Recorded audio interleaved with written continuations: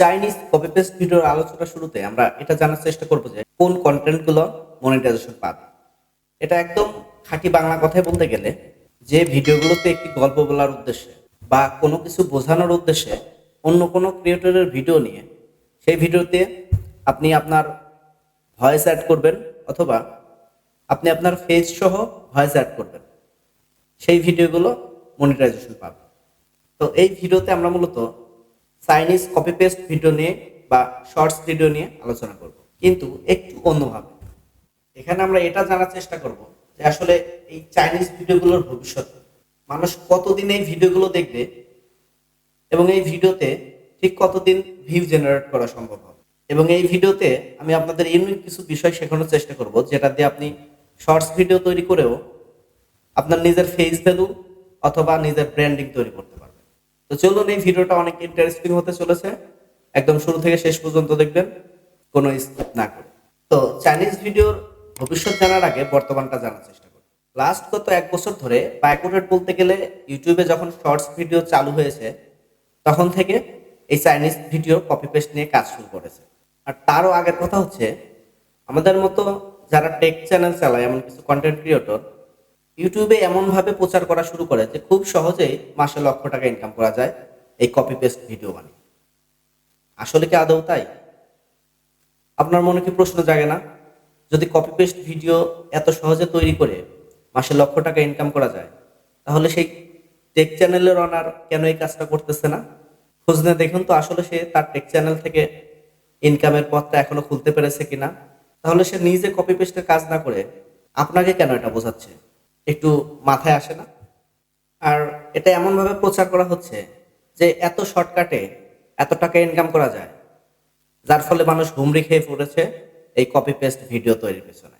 কারণ প্রচুর মানুষ এটা বিশ্বাস করে ফেলেছে, আর এই বিশ্বাস থেকে লক্ষ লক্ষ টাকা ইনকাম করার জন্য একদম ঝাঁপিয়ে পড়েছে।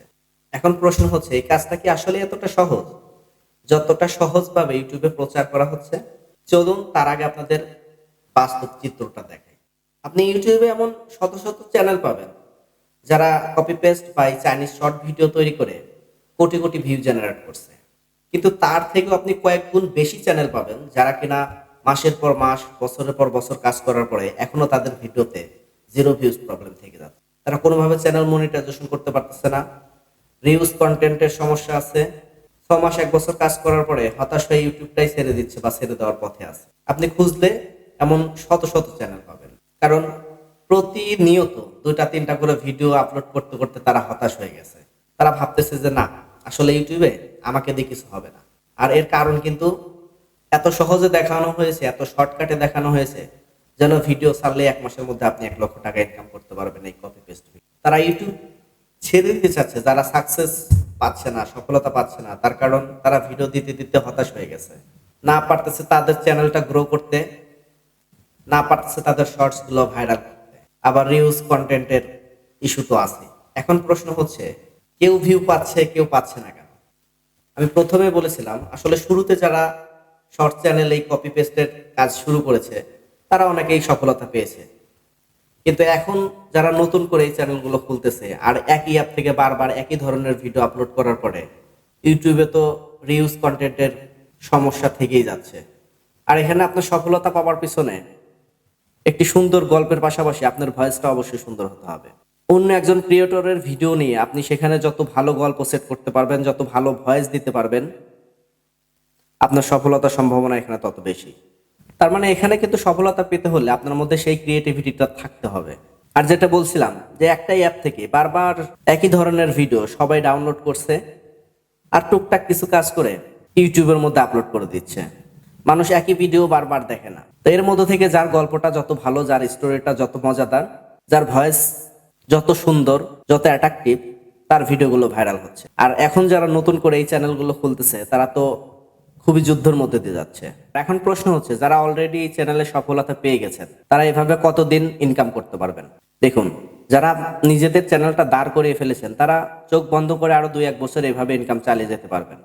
কিন্তু এখানে আপনার ফেস ভ্যালু বা ব্র্যান্ডিং না থাকার কারণে ইউটিউবের নিয়ম নীতির যদি কোনো পরিবর্তন আসে, আপনার চ্যানেলটা যদি মনিটাইজ হারিয়ে ফেলে বা স্ট্রাইক খাওয়ার কারণে আপনার চ্যানেলটা ডিলিট হয়ে যায়, তাহলে কিন্তু আপনাকে আবার সেই জিরো থেকে শুরু করতে হবে, যেহেতু আপনার ফেস ভ্যালু নেই, আপনার কোনো ব্র্যান্ডিং নেই।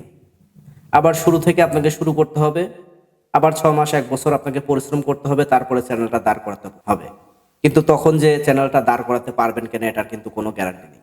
তাই বর্তমানে এসে যারা এই চ্যানেল শুরু করছেন তাদের কিন্তু খুব খুব হাই কম্পিটিশনের মধ্যে দিয়ে যেতে হচ্ছে। সুতরাং এই চ্যানেল খুলে 6 মাস 1 বছর কাজ করার আগে বিষয়গুলো অবশ্যই মাথার মধ্যে নেবেন।